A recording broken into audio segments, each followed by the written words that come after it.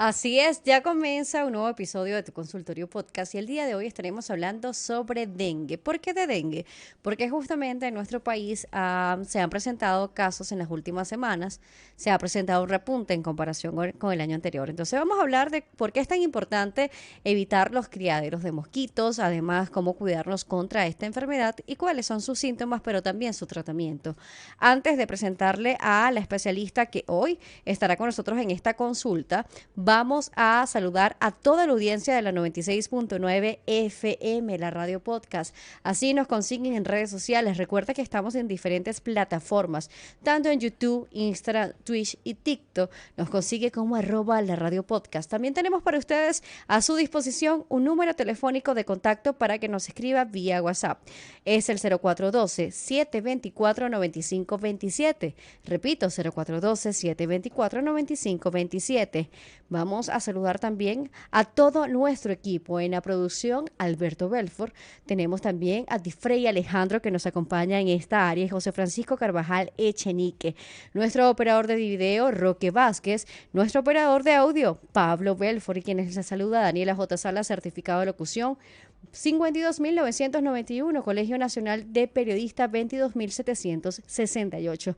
Me consiguen también como @Daniela J. Salas y estamos en vivo con ustedes también en Instagram Live a través de @la radio podcast, mi cuenta @Daniela J. Salas. Y ahora sí, recibimos a nuestra especialista de hoy, la doctora Yoxibel Lima, médico internista e infectólogo, que esta consulta va a ser de ella el día de hoy. Gracias por estar con nosotros en nuestro estudio. Para mí siempre un placer estar aquí ayudando a toda la audiencia a tener mayor información para prevenir los casos severos de dengue. Claro, justamente ya estamos conectados en redes sociales y Nelly nos decía hace unos segundos cuando comenzábamos esta conexión interactiva con ustedes que justamente su hijo tenía dengue en este momento.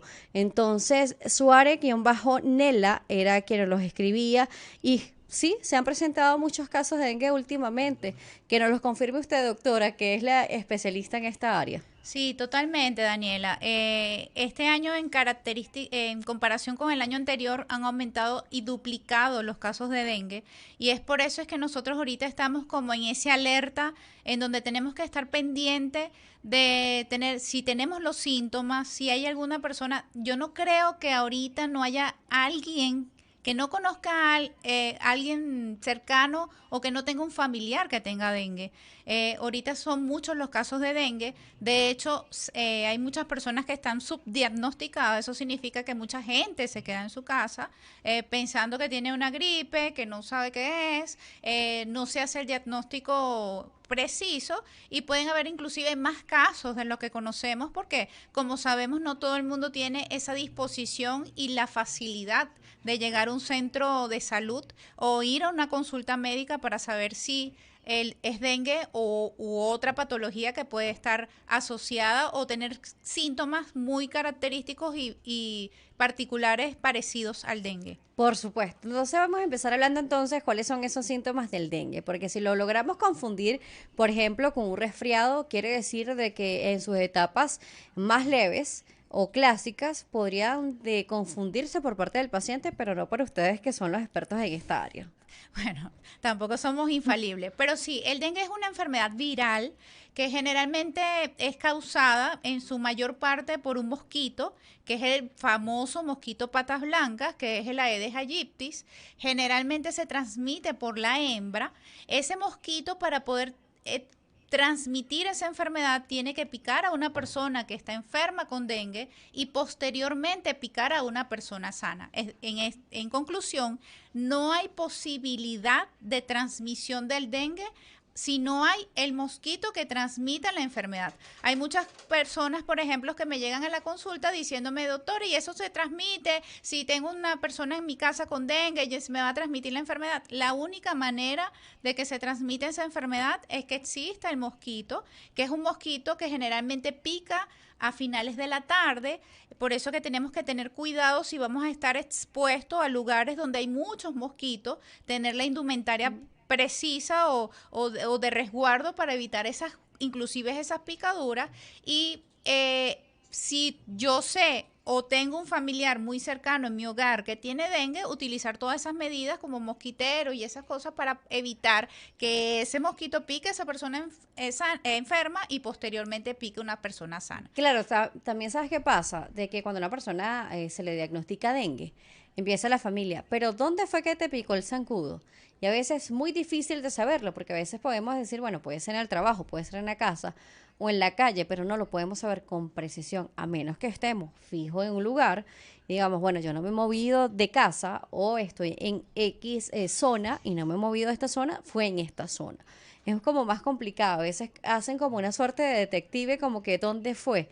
Y a veces no es tan fácil de saberlo. Sí, tener a ciencia cierta dónde te picó el mosquito, a veces es muy fácil porque mucha gente te dice, mira, si en mi casa hay muchos mosquitos o en mi trabajo hay criaderos de mosquitos y ahí por las lluvias que se deposita muchas aguas tenemos muchos mosquitos, sí hay oportunidades en donde tú presumes dónde te picó el mosquito, pero hay en otras oportunidades donde no se puede saber y lo importante es estar prevenidos porque sabemos que estamos en un país subtropical y tenemos este mosquito viviendo con nosotros alrededor. Es un mosquito que le encanta estar en el domicilio. Ellos son muy urbanos, ellos les encanta vivir cerca de las personas y por eso es que nosotros tenemos que estar precavidos porque siempre vamos a tener dengue por el tipo de clima que tenemos, el tipo de país donde vivimos y ahorita justamente que está en el periodo de las lluvias, que es por eso es que aumentan esos criaderos de mosquitos, es donde tenemos que tener mayor precaución posible. Por supuesto. Y además, a veces pensamos, como son unos mosquitos que favorece, son las zonas calientes, y por eso hablamos del trópico y tenemos un país en donde tenemos temperaturas perfectas para ellas, e incluso tenemos zonas en Venezuela en donde hay mayor tipo de concentración de zancudos y de diferentes tipos, como por ejemplo lo vemos en el estado Bolívar, que también hay mosquitos que transmiten malaria, que es otro tipo de zancudo, y vemos como esto. Pero pasa que yo digo que nuestros zancudos son demasiado adaptativos, son unos zancudos casi que mutantes, porque nosotros decimos, no, en el frío el zancudo no vive, y resulta que yo, por ejemplo, un estudio de televisión que es totalmente frío, yo he visto zancudos y me han picado zancudos en lugares fríos. Entonces ya no es tan cierto, por lo menos en nuestro país, que solamente en lugares cálidos que nos va a picar.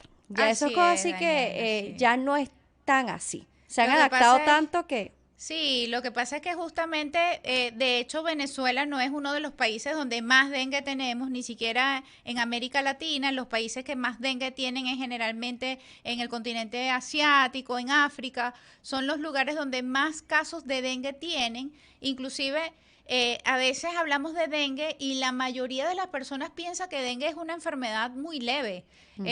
y la pasan inclusive por debajo de la mesa porque pueden pensar, ay, sí, es un dengue, lo que tiene es dengue. Pero existen dengue graves, dengues que pueden llegar a la muerte y es por eso que nosotros tenemos que tener mucha cautela, que si llegamos a tener los síntomas de dengue y sepamos cuáles son los signos de alarma, estar pendiente y precavidos de que tenemos que acudir a un centro de salud, tenemos que ir con un médico especialista en el área para poder diagnosticar la enfermedad y evitar las complicaciones del dengue. Justamente Difrey nos dice que qué métodos deben utilizarse para no tener zancudos en casa. Bueno, eso hablamos de precauciones. Para no tener mosquitos en casa, una de las cosas que podemos hacer es tener telas mosquiteras en las ventanas, en las puertas, para evitar que el mosquito entre en nuestros hogares. Utilizar la ropa adecuada si tenemos mosquitos, zancudos dentro de la casa, ropa manga larga, pantalones manga larga, utilizar repelentes si vivimos en un lugar donde hay muchos zancudos. Si tenemos a una persona enferma cerca de nosotros, eso es un acto de conciencia que deberíamos tener la mayoría de nosotros. Si tenemos a una persona que tiene dengue, que vive en mi casa, o que un vecino tenga a alguien que tenga dengue, esa persona debe estar, no en aislamiento, pero debería estar con una tela mosquitera, porque así evitamos que un mosquito le pique a esa persona y posteriormente le pique a otras personas. Claro, y hay que tomar en cuenta que estos zancudos, como decíamos, están también en las casas y fuera de casas. Porque en Venezuela tenemos los dos tipos de zancudos. Nosotros le llamamos el patas blancas, pero tenemos el que está dentro de casa, que es este patas blancas o Aedes aegypti, llamado científicamente, y el arbopicto, que es el tigre, que es un Exacto. poquitico más grande, pero que también tiene las paticas así medio rayaditas, medias blancas, y ambos son vectores, ¿no? Exactamente. Lo que pasa es que la Aedes aegypti es el que en la mayoría de los casos es el que transmite la enfermedad. Y tener claro cuáles son los síntomas del dengue, Daniela. O sea, si yo tengo fiebres que generalmente son muy altas, por eso es que el dengue es llamado la fiebre rompehuesos, fiebres que te hacen que te duelan mucho los músculos, que te duelan mucho la articulación, que te pueden inclusive mantener en cama discapacitado cuando tienes esas fiebres tan altas, con mucho escalofrío, pacientes que tienen mucho dolor de cabeza, dolor detrás de los ojos, pacientes que tienen inclusive diarrea. El dengue puede también cursar con enfermedades diarreicas, evacuaciones diarreicas. Quiero aclarar que la diarrea puede ser o disminución de la consistencia en las heces, es decir, que ya las heces no son duras, que es lo normal, o aumento en el número de la frecuencia de las evacuaciones. Es decir, que si yo normalmente evacúo una vez al día, yo tener 2 o 3 evacuaciones diarias, ya eso es unas evacuaciones diarreicas. Entonces, si yo tengo todos estos síntomas, yo debo pensar y sospechar que puedo tener un dengue. Es importante en el dengue tener claro cuáles son los signos de alarma, porque si yo tengo signos de alarma, yo debo acudir inmediatamente a un especialista o un centro de salud. Por supuesto, bueno, por lo menos a mí este año me dio dengue, Yoxibel. Y a mí nunca me había dado dengue. Y no sabía realmente cómo se sentía. Es terrible. Voy a empezar por allí, que sí, es terrible. Me dio leve, imagínate tú, lo mal que me sentí fue leve, si fuera una etapa más avanzada. A mí el dolor de los ojos me duró muchísimo y empezó de esa manera, por lo menos yo, a sentir las manifestaciones. En la noche, sabes que uno dice, sentí como que se me dio fiebre, como un quebranto. Sabes que uno como paciente dice, tuve quebranto, Eso. por cómo sentía la piel y el cuerpo, ¿no? Y me empezó a doler mucho la cabeza, pero me doliera detrás de los ojos, tanto que no toleraba la luz, estaba fotosensible. Pensaba al principio que podría ser una migraña. Yo decía, no, tengo una migraña. Justamente ese día me tocaba espacio en el canal y tenía un invitado cerca de la hora y tuve que cancelar porque me dolían tanto los ojos que no podía ni siquiera salir de mi cuarto. Hablo con mi invitado, que ustedes saben que también tengo un espacio de salud en televisión, y me dice, Dani, yo creo que tú tienes dengue. Yo le digo, pero ¿por qué? Porque lo que me estás contando, y eso que no es médico infectólogo, son todos los síntomas de dengue. Le digo, vale, no creo que sea dengue, eso es una migraña. Dani, tienes dengue. ¿Por qué no te haces los exámenes? Me dice, ¿no? Entonces yo digo, bueno, puede ser. Me tocaba también visita cerca del ginecólogo, fui. La doctora me dice, Dani, yo creo que tú tienes dengue. Y yo dije, bueno, ya no voy a seguir, Dani tiene dengue. sí, ya no voy a seguirte terca, de que es migraña o que es otra cosa. Voy a ir a hacerme los exámenes de sangre. Me hice unos exámenes de sangre de los express que te dan el mismo día. Me hice el conteo, todo, plaquetario, descarte de dengue, todas esas cosas, y sí, tenía Tenía dengue. dengue. Entonces, nada, por lo menos a mí me sirvió el reposo e hidratarme bien, pero me sentía muy mal y realmente estaba en una etapa muy, muy clásica, por llamarlo de esa manera. Sé que ha cambiado también incluso cómo lo hemos nombrado con el paso del tiempo, porque antes le decíamos, por ejemplo, dengue clásico, dengue hemorrágico. Ya cambió incluso como lo llamamos, ¿no? Sí, sí, totalmente. Sí, el dengue clásico es justamente ese dengue como el tuyo, Daniela, que sí tenías dengue. Sí, Ese dengue que con sí, mucho dolor que de estaba de cabeza. necia, decía que Así no, es. sí tenía dengue. Y característicamente las personas que sufren mucho de migrañas, el dengue Claro, yo produce. decía, es que tengo la migraña que siempre me da. Exacto, el dengue produce esa activación de esa migraña que inclusive puede ser un poco más fuerte, ese dolor de cabeza, inclusive limitante como te pasó, el dolor detrás de los ojos, eso es muy característico del Y me dengue sentía muy débil, muy, muy y débil. mucha debilidad, mucho dolor muscular, mucha fiebre, fiebre que te hace eso, limitarte, o sea, que te hace quedarte en la casa, que no puedes salir. Eso es como los síntomas leves, o no llamarlos leves, sino los síntomas clásicos del Sí, dengue. Antes, como tú bien comentabas, antes hablábamos de un dengue clásico y un dengue hemorrágico, pero las nuevas nomenclaturas ahorita hacen mucho énfasis en los signos de alarma.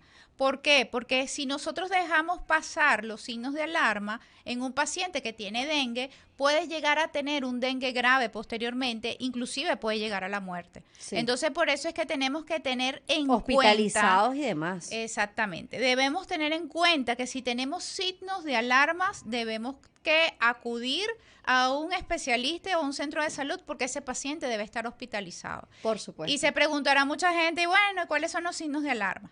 Los signos de alarma son que usted no tolere la vía oral, que tenga vómitos y no pueda tolerar la vía oral, que no pueda ingerir alimentos, que no pueda ingerir líquidos, porque una de las cosas más importantes en el dengue es que debemos de evitar la deshidratación. Es decir, que debemos tomar mucho líquido. Pero si yo tengo vómitos y no tolero la vía oral, y usted debe acudir a una emergencia y acudir a un médico porque hay que colocarle una vía para colocarle en la hidratación y evitar que se deshidrate. Por supuesto. ¿Cuál es otro signo de alarma? Que tenga dolor abdominal, que tenga dificultad para respirar, porque otra característica del dengue es que se produce un líquido que se sale de los vasos sanguíneos a otro espacio. El otro espacio puede ser en el abdomen, que es la barriga, o en la parte respiratoria, que es la parte pulmonar, y entonces la persona tiene dificultad para respirar o tiene un dolor abdominal. Usted debe acudir a su médico tratante, a un médico que conozca, a un médico tratante, un médico especialista en un centro de salud.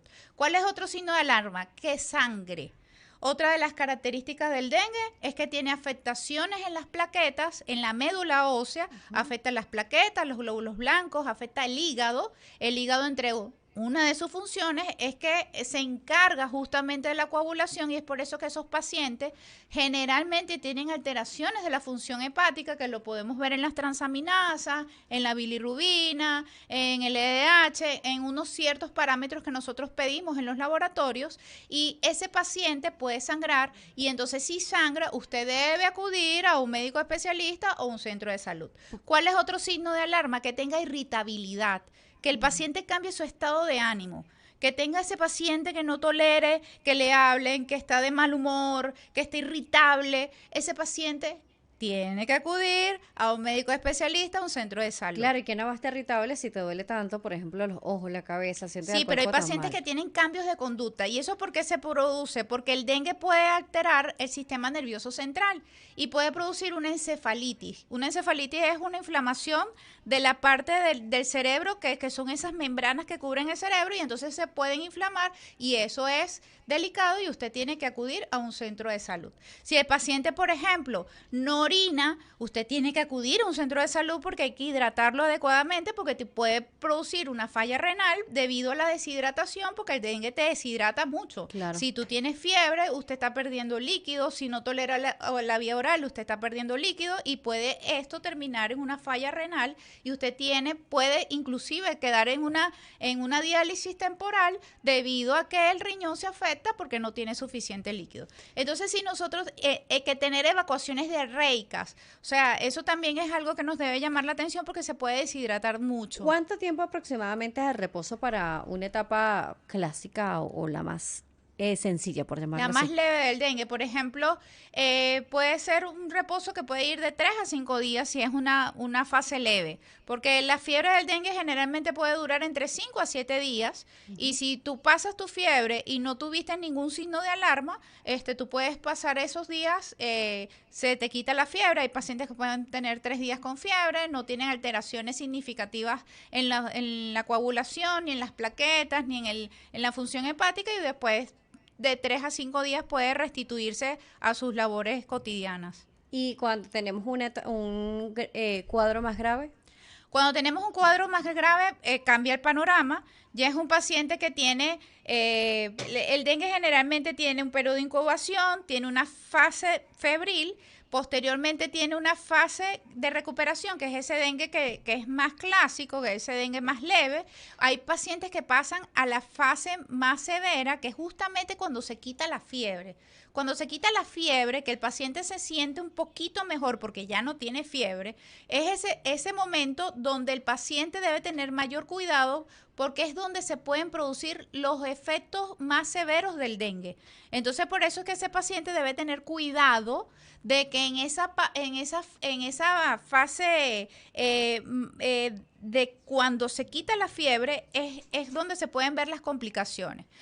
Esas fases en algunos pacientes puede ir a una fase de dengue grave. Es ese dengue que inclusive necesita terapia intensiva, es ese paciente que tiene trastorno de coagulación, tiene trastorno, unas plaquetas muy bajas, tiene los glóbulos blancos muy bajos, tiene una insuficiencia renal, puede haber varias fallas, inclusive una policerositis, que es ese líquido que tenemos que se sale del vaso sanguíneo, porque el dengue afecta la vasculatura de los vasos sanguíneos y entonces el líquido que debe estar dentro del vaso sanguíneo sale a otros espacios donde no debe estar y causa muchos efectos adversos y entonces por eso ese paciente debe estar en terapia. El paciente se hincha.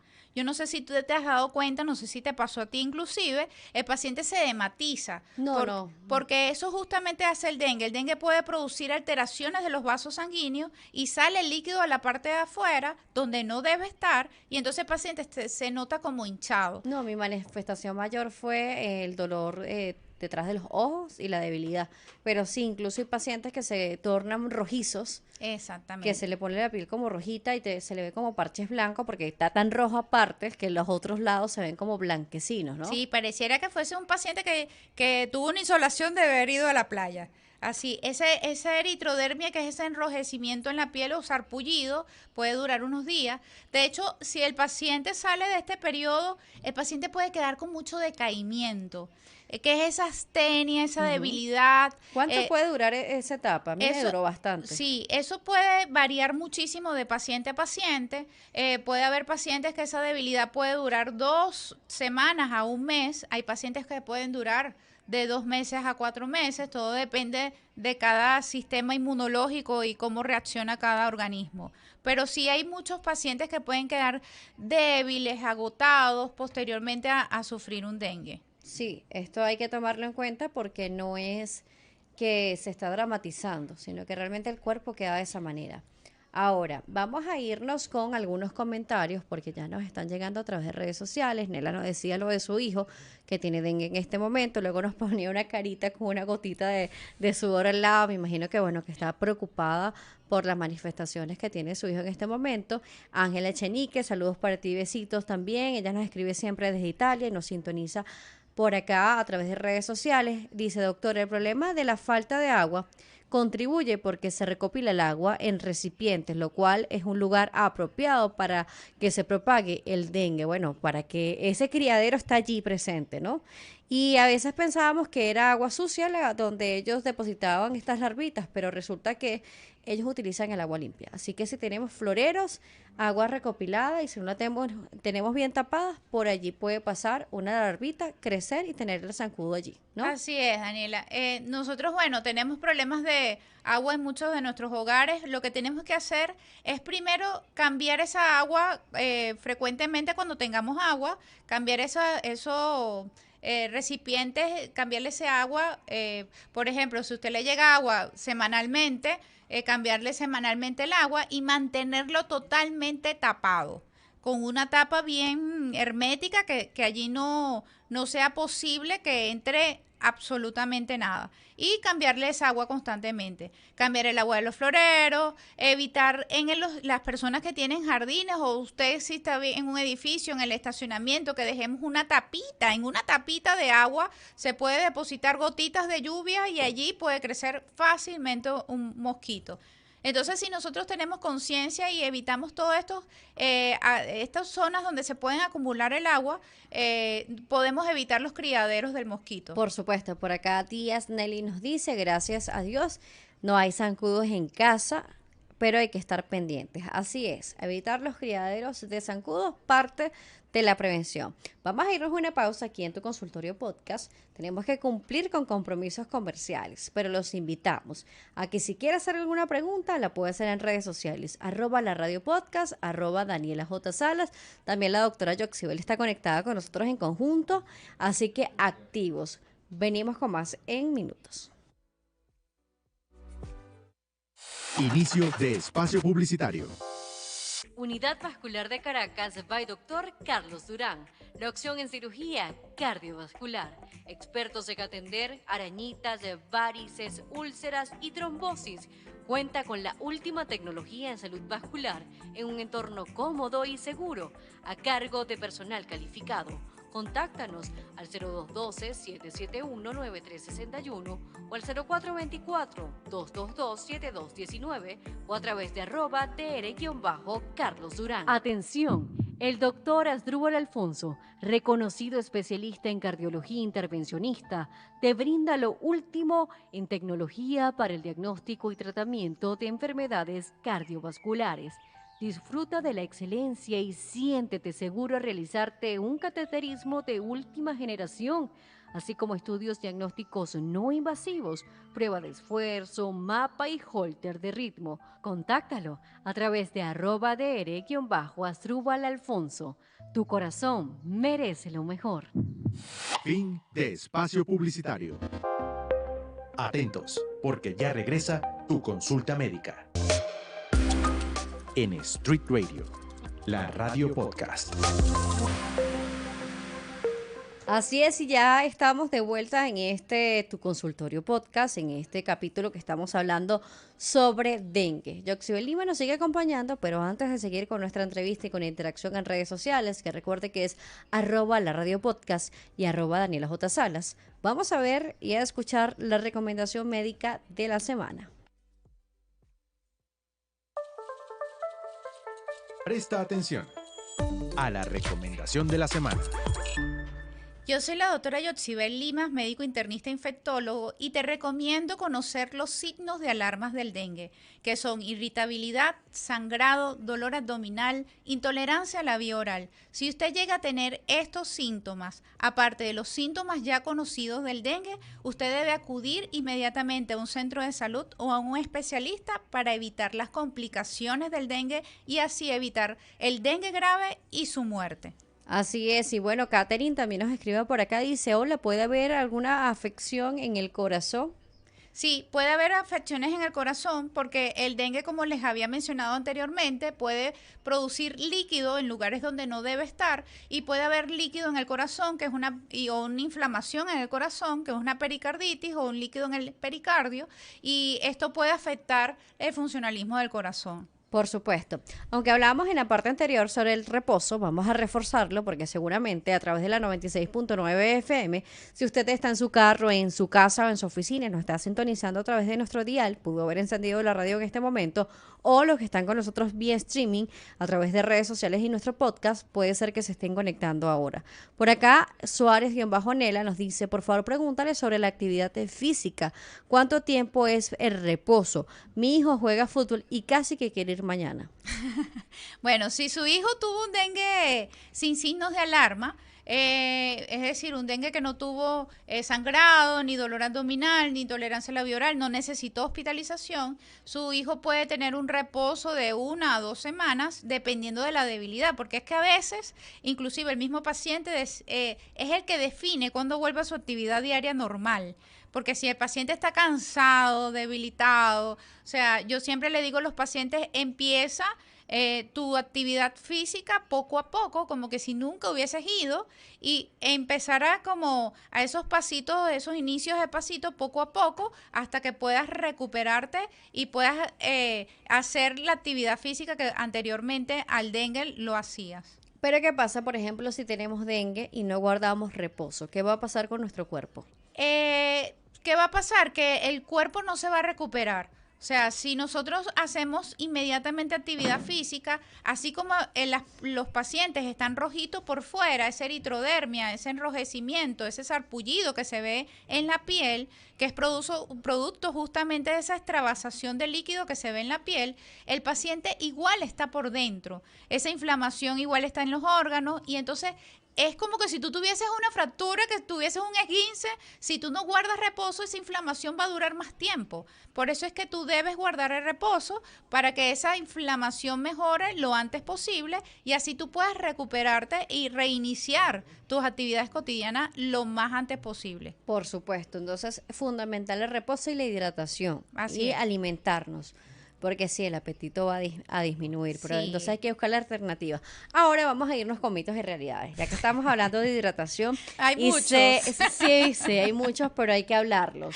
Hay ¿Por qué? muchos, Porque muchos. estamos en Venezuela y estamos Así en es. Latinoamérica y las creencias populares siempre están sobre la mesa. Yo sé que tú eres médico, que te basas en la ciencia y por eso nos va a ayudar a desmontar esos mitos o decirnos si son realidades. Ok. Ahora, cuando tenemos dengue, lo primero que nos dicen es, tómate una sopa de pata de pollo o pata de gallina y toma agua de coco, tomate de árbol. Son casi que el ABC. Eso no puede faltar en una casa si hay dengue, pero realmente me va a curar el dengue tomarme la sopa de la pata de gallina, que hay mucha gente que la detesta. Yo la verdad ni la amo ni la odio, realmente está allí. Pero hay personas que dicen asco, pero lo obligan a tomarse la sopa de pata de pollo.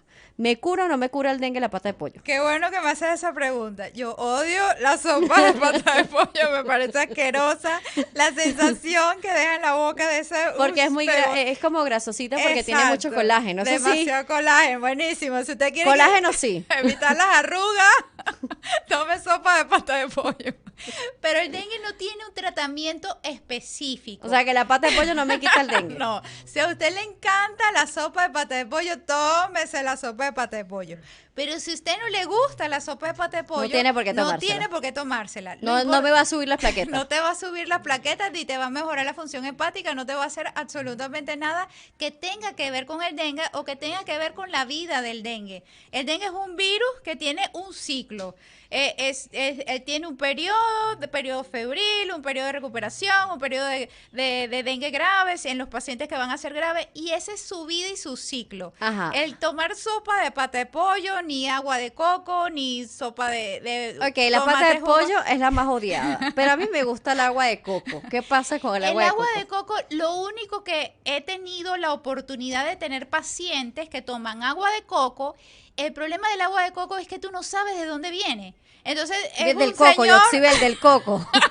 pero ¿quién la hace? O sea, ¿Pero es un quién señor les trae? en la calle, es un señor en la calle que no se lava las manos en muchas oportunidades, que con un machete le cortas un pedazo del coco y te lo mete en un envase y te lo lleva y te lo toma. O sea, ¿cuáles son las medidas higiénicas que se produjeron en ese momento para que usted se tome esa agua de coco? Señor, usted que vende coco, lávese las manos, no nos odie.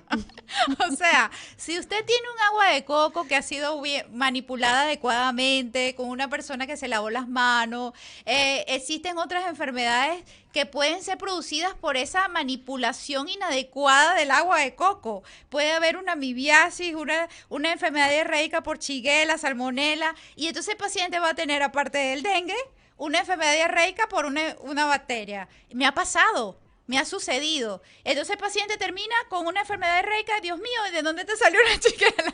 Ahí Que donde me viene el tomé dicho. un agua de coco. ¿Y de dónde venía el agua de coco? Del señor de la calle que con machete le quitó la cosa y se lo puso en un vaso y se llenó de agua de coco. Entonces nosotros tenemos que tener tanto cuidado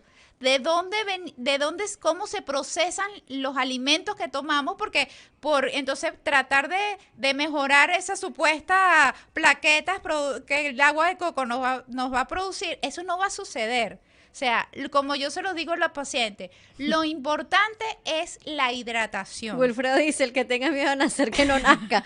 Bueno, pero lo que pasa es que si usted está enfermo, tiene dengue, y adicional a eso, le lanza a su organismo una bacteria o algún parásito, pues se empeora la cosa. Sí, la va a pasar muy mal, porque Muy, muy después mal. la va a pasar muy mal por una salmonelosis, una shigellosis, una enfermedad diarreica por una bacteria, que horroroso. Ojo, aquí no estamos diciendo que el agua de coco es mala, no, No. sino que el agua de coco no sube las plaquetas y si se la va a tomar, que lo haga en un lugar o que usted vea que las medidas de asepsia, de limpieza sean las óptimas. Exacto. A mí Y me no encanta el agua de coco, no tengo nada en contra de ella. Exacto, y no solamente el agua de coco, el agua que tomamos, debe ser un agua que viene filtrada, que está hervida, que nosotros sabemos que viene de un procesamiento adecuado, porque igualmente con el agua puede suceder eso, no nada más con el agua de coco, igual con el tomate, el el jugo de tomate de árbol. O sea, si usted toma un jugo de tomate de árbol y no lo procesó adecuadamente, no lo realizó adecuadamente. Y lo haces con agua de chorro.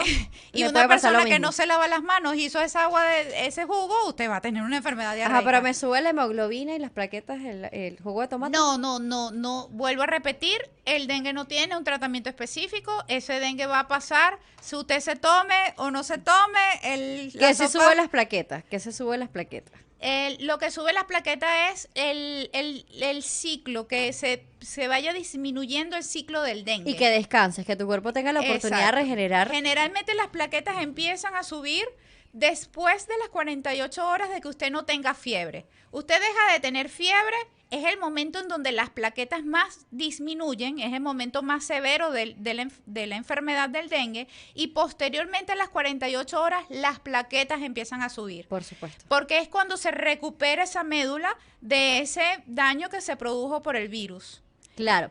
Ahora, nos estás hablando de que existen ciclos. Que el mosquito te pica y hay un proceso de incubación. Vamos a poner un ejemplo, que no es el caso. Hoy me picó un mosquito. ¿Cuánto tiempo tiene que pasar para que se manifieste el dengue en mi cuerpo? Generalmente el periodo de incubación, que es el momento en que te pica el mosquito que está infectado con dengue, pasan de 2 a 5 días para que se manifiesten los síntomas. Inclusive eso puede durar de 2 a 7 días. Si a mí me dio dengue este año, comenzando por ejemplo el año, ¿me puede repetir dengue, por ejemplo, en este momento que estamos casi que en el mes 12? Interesantísima esa pregunta. El dengue tiene 4 tipos. El dengue no repite. O sea, si yo tengo un dengue tipo 1, a mí no me va a repetir el dengue tipo 1, pero tengo 3 oportunidades posteriores Esto para es como que un me raspadito. Todas las oportunidades de ganar. Pero no es un raspadito.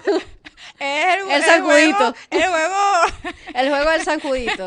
Ajá. Me Porque si a puede ti dar te otro tipo repite, de dengue. te puede dar el tipo 2, tipo 3 o tipo 4. No Pero quiero. no es nada más eso, Daniela. Es que si te da el dengue y te da otro tipo de dengue, puedes tener la oportunidad de que sea más severo. Es decir, que si a ti te vuelve a dar dengue, tienes mayor oportunidad a que ese dengue que tenga mayor signos de alarma. Choxiver, pero yo estaba tranquila. Yo dije, ya a mí me dio dengue. Dicen que el dengue no repite, así que no me va a dar dengue. Pero y la no mala te- noticia es que hace 5 días me picaron muchos zancudos. Entonces no es muy lindo lo que me estás diciendo. No, tienes que cuidarte, Daniela. Tienes que cuidarte porque tienes 3 oportunidades más para que te dé dengue. Wow. Y ahora es eso, pues. Sí, porque uno se confía y dice, no, ya yo tuve dengue, debería tener los anticuerpos para que no me dé dengue, ¿no? Entonces uno se confía muchísimo en eso y Sí, resulta que no es tan totalmente. cierto, también es un mito. También es un mito. Ya que estábamos hablando Existen de mitos 4 y tipos de realidades. dengue y usted tiene 4 oportunidades a que le dé dengue. En el largo de la vida. En el largo de la vida, exactamente. A cuidarse mejor de los zancudos, mejor que nos dé una sola vez si ya nos dio, o que no nos dé nunca. Pues yo decía, no, a mí nunca me había dado dengue. Resulta que sí, que cursé yo digo que es clásica porque de verdad, o sea, estuve en casa, de reposo y ya. O sea, fue mucha debilidad posterior que me costó como que recuperar esa Sí, energía que totalmente. estaba en mí. Ahora, tenemos ese proceso de incubación de 2 a 5 días. Luego la etapa febril son aproximadamente 48 horas, ¿no? La etapa febril puede ir de 3 a 5 días, generalmente. Es donde cursa justamente con la fiebre alta, el dolor detrás de los ojos, el rash en la piel, es decir, el sarpullido, el paciente se siente con dolor muscular, con dolor en las articulaciones, puede haber mucho dolor de cabeza intenso. Y si usted tiene estos síntomas sin signos de alarma, es un paciente que posteriormente va a la fase de recuperación. Por supuesto. Entonces hay que tomar esto en cuenta.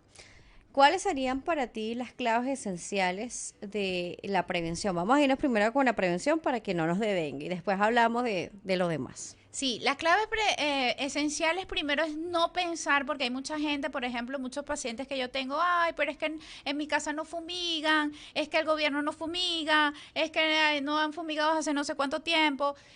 No debemos tener en mente que solamente la fumigación es el arma fundamental para evitar el dengue o la reproducción del mosquito. Cuando se fumiga, se va a eliminar las fases adultas del mosquito, es decir, el mosquito que ya está volando y que ya está fuera de los criaderos. Si nosotros fumigamos constantemente, inclusive ese mosquito puede tener cambios genéticos y puede hacerse resistente a las fumigaciones, igual como le pasa a las bacterias cuando recibe mucho antibiótico y necesariamente esas bacterias se vuelven resistentes, igual le puede pasar al mosquito con tantas fumigaciones.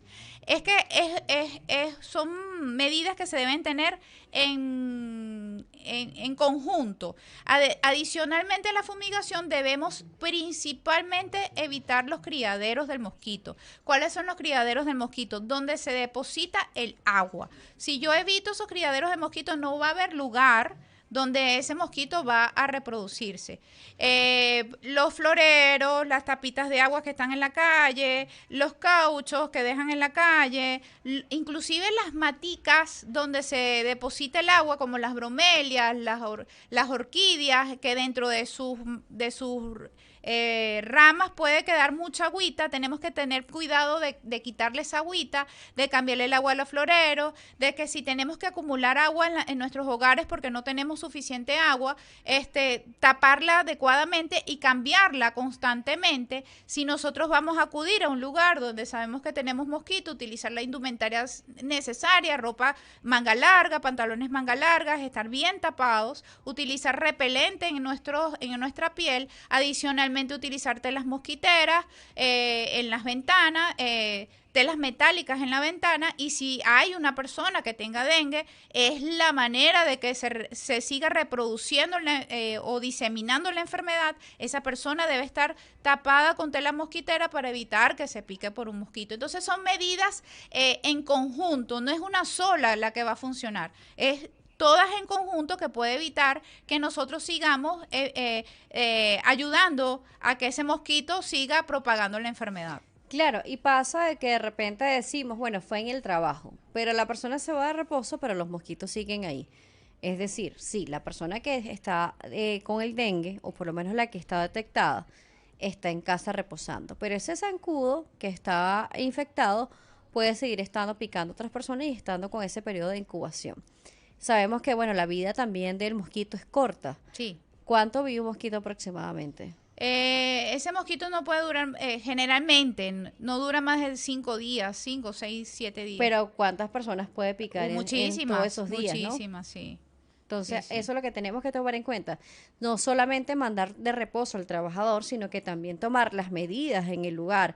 O sea, fumigar, buscar los criaderos, sacar esos depósitos de agua, o sea, como que tomar con seriedad todo este asunto, porque sí, en casa, bueno, tú te aíslas, estás con el mosquitero, estás con todo esto, pero ¿qué pasa con los demás? Exactamente. Y los depósitos de basura, Daniela, nosotros a veces dejamos bolsas de basuras que pueden hacer como como huequitos donde se deposita el agua. O sea, tenemos que tener hasta cuidado de la basura que dejamos fuera, taparla para que no se acumule el agua en esas bolsas. Es que hay que tener mucho cuidado justamente en la acumulación del agua. Y justo eso, tener en conciencia de que todas las medidas en conjunto, que todos tenemos que poner de nuestra parte para evitar la diseminación de esta enfermedad. Bueno, yo creo que cerraste con este mensaje fabuloso este podcast. Yoxibel, ¿cómo te podemos contactar? Por mis redes sociales, a través de @tumédicoenlínea, y por WhatsApp 0414-8531-320. Gracias por acompañarnos hoy en este consultorio podcast, en esta consulta que fue tuya, Yoxibel. Para mí un placer, Daniela, y ojalá se hayan disuelto todas esas interrogantes de mucha gente y esos mitos, como tú decías, de mucha gente que en vez de ayudar en muchas ocasiones, lo que hacemos es empeorar los cuadros. Reposo, hidratación y conversar con los especialistas. Así es. Y conocer los signos de alarma. ¿Cuáles son los signos de alarma? Gracias, Yoxibel. Gracias a ti, Daniela. Yoxibel Lima, médico infectólogo, nos estuvo acompañando el día de hoy a través de la 96.9 FM, la radio podcast. Agradecemos a todas esas personas que siempre están fieles en la sintonía de nuestro radio. Y como siempre lo digo, lo divertido de esta radio es que nos podemos escuchar por lo tradicional tradicional, pero también ver a través de internet y las diferentes plataformas, Twitch, YouTube, TikTok e Instagram como @la radio podcast. Nuestro número 0412-724-9527. En la producción nos estuvo acompañando Alberto Belfort, Tifrey Alejandro y José Francisco Carvajal Echenique. También en el operador de audio, nuestro compañero Pablo Belfort. Y nuestro operador de video nos acompaña Roque Vázquez. Recuerde, a través del micrófono Daniela J. Salas, así me consigue en redes sociales, Colegio Nacional de Periodistas 22.768, certificado de locución 52.991. Será hasta una nueva próxima oportunidad en tu consultorio podcast.